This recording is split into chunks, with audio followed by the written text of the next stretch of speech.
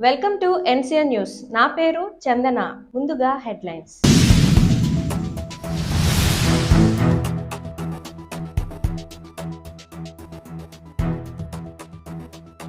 Nidadavolu MRO కార్యాలయం ఎదుట AP municipal workers union ఆధ్వర్యంలో నిర్వహించిన మానవాహారం మరియు ధర్నా.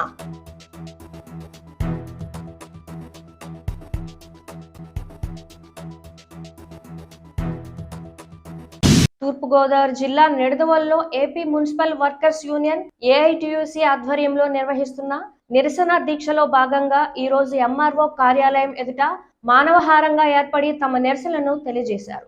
ఏఐటియుసి జిల్లా నాయకులు రేఖా భాస్కర్ రావు ఆధ్వర్యంలో నిర్వహిస్తున్న ఈ నిరసన కార్యక్రమాలకు విశేష స్పందన లభించింది. ఈ సందర్భంగా ఏఐటియుసి జిల్లా నాయకులు రేఖా భాస్కర్ రావు మాట్లాడుతూ మున్సిపల్ రంగంలో అవుట్ సోర్సింగ్ లో పనిచేయుచున్న పారిశుద్ధ ఇంజనీరింగ్ విభాగ ఉద్యోగ కార్మికులను, డ్రైవర్లను, అండర్ గ్రౌండ్ డ్రైనేజీ కార్మికులను, పార్క్ వర్కర్లను, స్కూల్ స్వీపర్లను, టాయిలెట్ వర్కర్లను పర్మనెంట్ చేయాలని, అవుట్ సోర్సింగ్ ఉద్యోగ కార్మికులను పర్మనెంట్ చేసేంత వరకు ధర అనుగుణంగా కనీస వేతనాలు 20,000 రూపాయలు ఇవ్వాలని, సరెండర్ లీవ్ల ఎంకాస్మెంట్ కార్మికుల ఖాతాల్లో జమ చేయాలని, సుప్రీంకోర్టు తీర్పు ప్రకారం సమాన పనికి సమాన వేతనం ఇవ్వాలని, అండర్ గ్రౌండ్ డ్రైనేజీ వర్కర్లు విధుల్లో మరణిస్తే 30 లక్షల రూపాయలు, ప్రమాద బారిన పడితే 10 లక్షల రూపాయలు చెల్లించాలని, టైమ్ స్కేల్ ఉద్యోగ కార్మికులను పర్మనెంట్ చేయాలని డిమాండ్ చేశారు. ఈ కార్యక్రమంలో ఏఐటియుసి జిల్లా నాయకులు రేఖా భాస్కర్ రావుతో పాటు మాముడూరి నాగేంద్ర ప్రసాద్, బంగారు జగ్గమ్మ, కాకి అప్పలరాజు, బొచ్చ ముద్దుకృష్ణ, బండారు రాంబాబు మరియు నిడదవోలు మున్సిపల్ పారిశుద్ధ కార్మికులు తదితరులు పాల్గొన్నారు.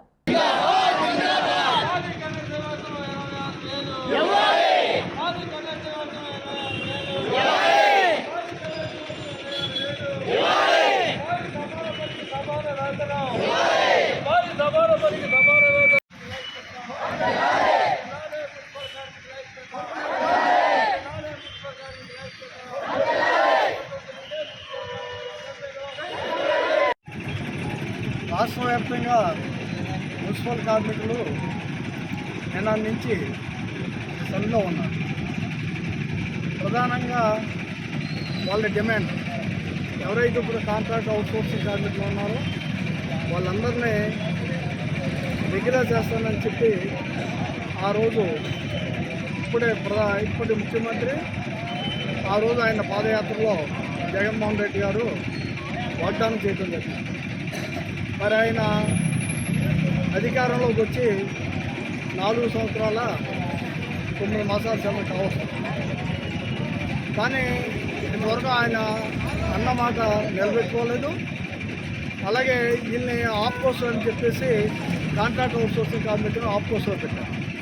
దీనివల్ల ఏమవుతుందంటే వీళ్ళకి వచ్చి జీతం 15,000, మెడికల్ అలౌన్స్ 6,000, 21,000గా ఇస్తుండగా ఇందులో ప్రభుత్వ శిక్షణ పథకాలకు సంబంధించి ఒక ఆసరా కానీ, ఫీజు రీయింబర్స్మెంట్ కానీ తదితర పథకాలు గవర్నమెంట్ ఏదైతే ఇస్తుందో అవన్నీ కూడా వీళ్ళు కోల్పోయారు.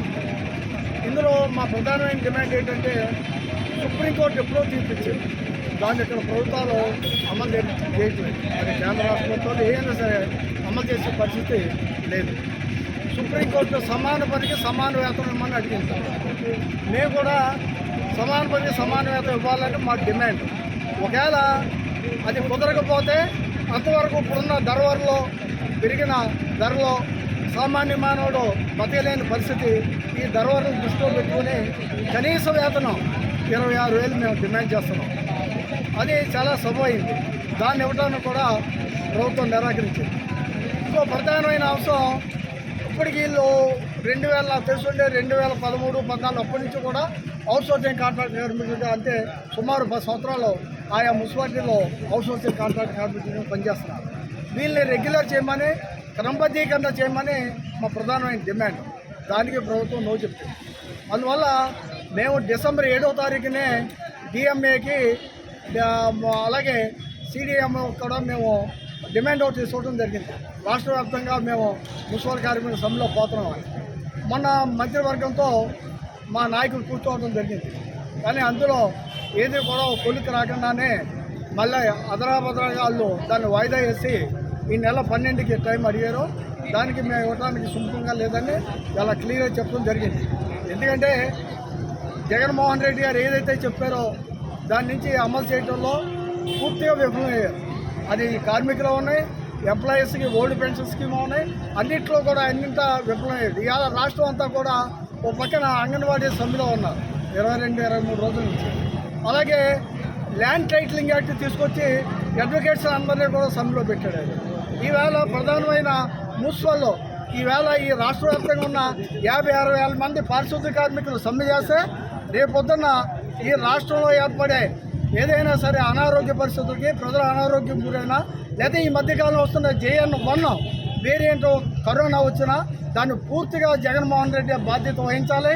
మొత్తం ఇదంతా కూడా దానికి ఎవరైతే ఈ ప్రభుత్వం దానికి బాధ్యత వహించవలసిన పరిస్థితి వస్తుంది. ఎక్కడైనా చెత్తాచెదారాలు పెరిగిపోయి జనం ఇబ్బంది పడి అనారోగ్యం పాలైతే దానికి పూర్తి బాధ్యత జగన్మోహన్ రెడ్డిది, ఈ రాష్ట్ర ముఖ్యమంత్రిదని మేము చెప్తూ వెంటనే సమస్య పరిష్కారానికి వెంటనే మళ్ళీ మినిస్టర్తో మళ్ళీ కూర్చోబెట్టి జాయింట్ మీటింగ్ కూర్చోబెట్టి దీన్ని వెంటనే పరిష్కరించాలని, లేనిచో జరిగే మేము సమ్మెను ఉధృతం చేస్తాం. ఎదురు సంక్రాంతి వస్తుంది, ఇంకోటి వస్తుందని చూడం. మా సమ్మెను ఎలా ఉధృతం చేయాలో, మిగిలిన ట్రేడ్ యూనియన్లు ఎలా కలుపుకొని ఈ రాష్ట్రం అంతా కూడా ఎత్తని ఉద్యమాన్ని తీసుకెళ్తాం. అలాగే వెంటనే దీని పరిష్కారాన్ని చూడాలా. అలాగే ఈ పట్టణ ప్రజలు కూడా అర్థం చేసుకోండి, మేము కొత్త డిమాండ్లు ఏమి అడుగుతలే. ఈ జగన్మోహన్ రెడ్డి ఏదైతే పాదయాత్రలో ఇచ్చాడో ఆమె దాన్ని అమలు జరపమని వీళ్ళ మా డిమాండు. అందువల్ల ఖచ్చితంగా 26,000 జీతం ఇవ్వాలి, రెగ్యులర్ చేయాలి. అలాగే ఏదైతే సంక్షేమ పథకాలు ఉన్నాయో దానికి మున్సిపల్ కార్మికులు వర్తింపజేయాలని చెప్పి ఏఐటీసీగా మేము డిమాండ్ చేస్తాం. లేనితో ఈ సమ్మెను ఉధృతం చేస్తాం. ప్రజలు అనారోగ్యం గురైతే దీన్ని పూర్తిగా ప్రభుత్వమే బాధ్యత వహించాలని జగన్మోహన్ రెడ్డి గారిని ముఖ్యమంత్రిని హెచ్చరిస్తున్నాం. మన వయసు ఏంటి, మనకి ఏజ్ ఏంటి?